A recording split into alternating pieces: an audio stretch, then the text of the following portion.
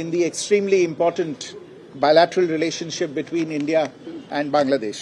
শেখ হাসিনার বিবৃতি প্রসঙ্গে সমর্থন নেই ভারতের। বিক্রম মিশ্রি।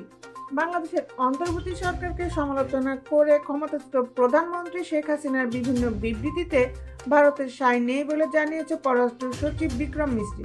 বুধবার লোকসভার বিরোধী দল কংগ্রেসের নেতা শশী থারুরের সভাপতিত্বে পররাষ্ট্র বিষয়ক সংসদীয় স্থায়ী কমিটিকে দেওয়া এক ব্রিফিংয়ে তিনি এই কথা বলেন। খবর the Hindu. India does not endorse Hasina's statements. মিশ্র শিরোনামে দ্য হিন্দুর এক প্রতিবেদনে জানিয়েছে বিক্রম মিশ্রি সোমবার ঢাকা সফর করেন। তার ঢাকা সফর নিয়ে ভারতের পররাষ্ট্র বিষয়ক সংসদীয় স্থায়ী কমিটিকে বুধবার তিনি ব্রিফ করেন। ব্রিফিংয়ে বিক্রম মিশ্রি বলেন, বাংলাদেশের অন্তর্বর্তী সরকারকে নিয়ে ক্ষমতাচ্যুত প্রধানমন্ত্রী শেখ হাসিনার বিভিন্ন সমালোচনামূলক বিবৃতিতে ভারতের সায় নেই।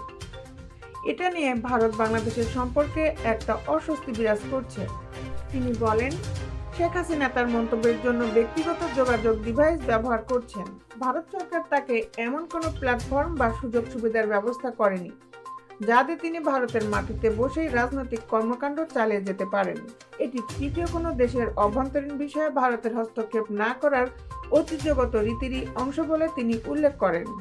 হিন্দুর প্রতিবেদনে আরও বলা হয়, বিক্রম মিশ্রির এই বক্তব্য অত্যন্ত গুরুত্বপূর্ণ, কারণ শেখ হাসিনা বাংলাদেশের প্রধান উপদেষ্টা ডক্টর ইউনূসের নেতৃত্বাধীন অন্তর্বর্তী সরকারের সমালোচনা করে ভিডিও বার্তা দিয়ে আসছেন।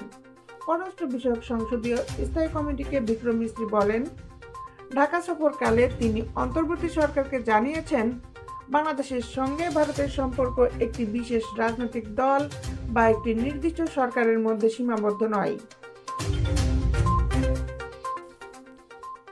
দেশ বিদেশের আপডেট নিউজ পেতে আমাদের সাথেই থাকুন।